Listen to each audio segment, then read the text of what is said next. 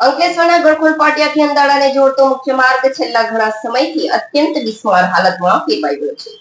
માર્ગ પર પડેલા મોટા મોટા ખાડાઓ અને ગટરના ખોદકામના કારણે વાહન ચાલકોની હાલત કફોડી બની છે.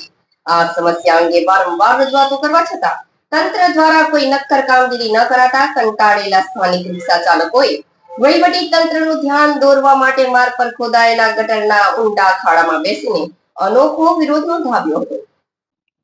ગળખોલ પાટિયાથી અંદાડા તરફ જતો આ રોડ વિસ્તારનો અત્યંત મહત્વપૂર્ણ માર્ગ ગણાય છે. અહીંથી દરરોજ સેંકડો નાના મોટા વાહનો તેમજ મુસાફરો પસાર થાય છે. પરંતુ હાલમાં રોડ પર પડી ગયેલા વિશાળ ખાડા અને બાજુમાં ગટરની કામગીરી માટે કરવામાં આવેલા ખોદકામને કારણે આખી સપાટી ક્ષતિગ્રસ્ત થઈ ચૂકી છે. હાલ વરસાદી ઋતુ ચાલી રહી હોવાથી ખાડામાં પાણી ભરાઈ જાય છે, જેના કારણે ખાડાઓ અદ્રશ્ય થઈ જતા વાહન ચાલકો માટે તે જાનલેવા સાબિત થઈ રહ્યા છે.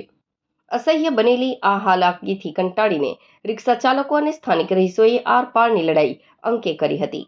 તંત્રની ઘોર નિષ્ક્રિયતા સામે અવાજ ઉઠાવવા માટે રિક્ષા ચાલકોએ રોડની બાજુમાં ગટર માટે ખોદવામાં આવેલા ઊંડા ખાડાઓમાં જઈને બેસી જઈ અનોખી રીતે વિરોધ પ્રદર્શન કર્યો હતો અને તંત્ર વિરોધી સૂત્રોચ્ચાર કર્યા હતા.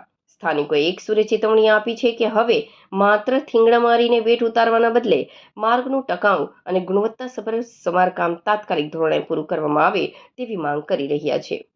આ રોડ પર રોજનું છેલ્લા 35 વર્ષથી અપડાઉન કરી રહ્યા છે, પણ પહેલો વાર આવો બિસ્માર માર્ગ બન્યો છે.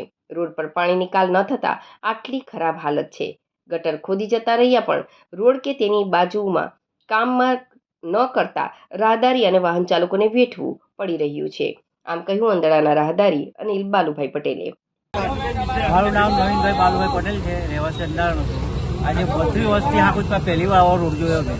આજે વર્ષો થઈ ગયા, એનો કોઈ નિરાકરણ જ નથી આવતો. ભલભલા નેતા જાય, પ્રમુખો જાય તો કોઈને કંઈ પડેલી નથી. હવે રિક્ષાવાળા બિચારા શું કરવાના? રોજનો ખર્ચો એટલો આવે, એક તો ધંધો થતો નથી ને કોઈ કરવા રાજી નથી. આજે આજુબાજુ ગટર લાઈનો ખોલેલી છે, એનું કોઈ નિરાકરણ નથી. કેટલા દિવસથી આ ગટર લાઈન ખોલી રાખી? ગટર લાઈન હજી 15-20 દિવસ થઈ ગયા, પણ એનું કોઈ નિરાકરણ નથી. હવે એના માટે પૂરી ચીજ નથી ખબર. આ પાણી બી આજકાલ કેટલા દિવસ થયા, પણ એનું કોઈ એ જ નથી. કોઈ જોવા નથી આવતું, કોઈ કહેવા નથી આવતું. હવે એનું કરવું, રિક્ષાવાળું કોઈ ચાલતું નથી, રિક્ષાવાળું કોઈ માનતું નથી. બસ આટલા આપણું કહેવું છે ભાઈ. જે ગળખોલ પાટિયાથી અંદાડાને જોડતો રોડ આજે વર્ષોથી આ વેલકમ નગર પાસે જે રોડ ખાડા ખબૂચ્યા છે ને સાઈડ પર આજે ગટર લાઈન ખોદીને જતા રહેલા છે. આજે જે જિલ્લામાં લાગતો હોય કે તાલુકામાં જે આ રોડ લાગતો હોય, વહેલી તકે અમારી એક જ માંગ છે કે આરસીસી રોડ બનાવી આપો કે પછી બ્લોક બનાવી આપો. રિક્ષા ચાલકોમાં તકલીફ એટલી છે કે આજે અમારે રિક્ષા ચલાવવાનું મન બી નહીં ને એટલા ટાયરો અને ગાડીનું બી એટલું નુકસાન થાય છે અને કમરોનો બી એટલો પ્રોબ્લેમ આવે છે કે આજે અમારે રિક્ષાનો ખર્ચો કરીએ કે હોસ્પિટલનો ખર્ચો કરીએ. આજે ખાડા એટલા વધી ગયેલા છે ને બાજુમાં આજે મોટના કૂવા ખોદીને જતા રહેલા છે. આજે 10-15 દિવસથી સાઈડ પર ખાડા ખોદીને જતા રહેલા છે અને એની કોઈ ગટરનું કંઈ